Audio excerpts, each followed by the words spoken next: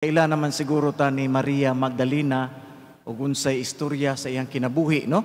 Nga siya usa ka dakong makasasala nga giingon gali sa ebanghelyo nga dunay 7 ka buok mga daotang espiritu nga gipapahawa sa tong Ginoo gikan kaniya. Ang pasabot niya na nga dako gyud to siyang makasasala. Wa ta kay bawog unsay iyang sala, basta lang dako siyang makasasala. Apan nagbag-o siya, nausab siya ug karon dako na kaayo siya gugma sa atong Ginoong Kristo mo nang makita nato karon nga siya naghilak, nagpangita paghapon sa atong Ginoong Kristo ug dako pud ang iyang pagtuo kay nakaila man dayon siya sa atong Ginoong Kristo. Dili sama ni Santo Tomas nga gusto gyud siyang muhikap o na pamutuo, no? Mao to nga nagpakita si Jesus nilang tanan, nagpahikap pagali siya ni Santo Tomas. Pero di na kinahanglang hikapon siya ni Maria Magdalena kay dako naman daan ang iyang pagtuo. Ang dako karon nga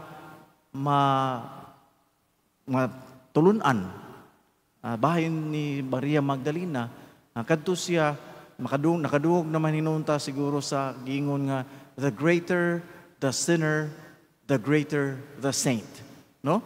Nga kung dako kayong makasasala, kung kana siya makonberter, magbag-o sa kinabuhi, mahimo na siyang dako kaayo nga santos alang sa tuang simbahan.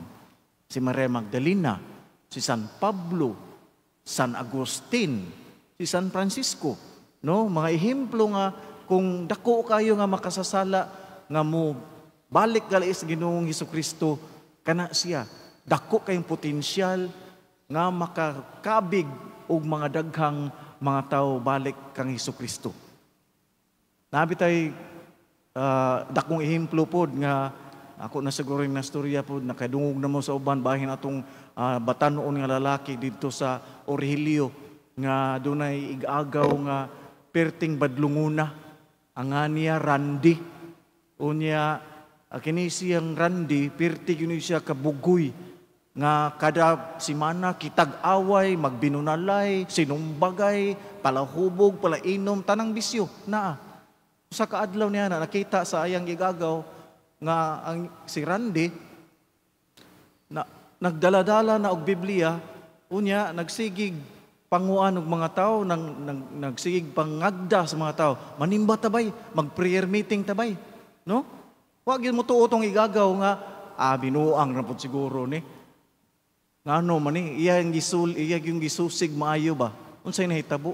Ang iyang igagaw day nga si Randy nahitabo nga ni apil sa charismatic. Mao to nag-usab gyud. Tinud-anay gyud itong pagkausaban niya.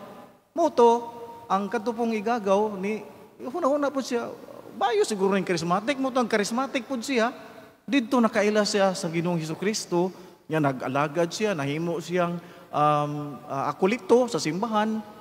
Serve niya. Hantod nga, gitawag siya sa Ginoo, nisuod siya sa seminaryo. Napare gyud siya. Ug karon nagwali na ninyo. Tinuod ka na. Nga ang dako, nga pakpak ng Randy, akong igagaw. Namatay na hintaon. Tinuod yun na. Nga na yung mga tao magtanaw na to. Na yung mga tao dili mo tuo hangtod makita sila, no? Mahingon man ta nga to believe is to see. Daghang yung mga tao mahingon to see is to believe. Nga makita gyud sila nga ang Ginoong Hesukristo nga dako gyud nga buhi ug nagauban ka nato tungod sa atuang panginabuhi diha ni Kristo. Hinaot unta nga mao na atong buhaton sama ni Maria Magdalena. Amen. Manindog palihog. Karon natong iampo ang tanang katawhan sa tibuok kalibutan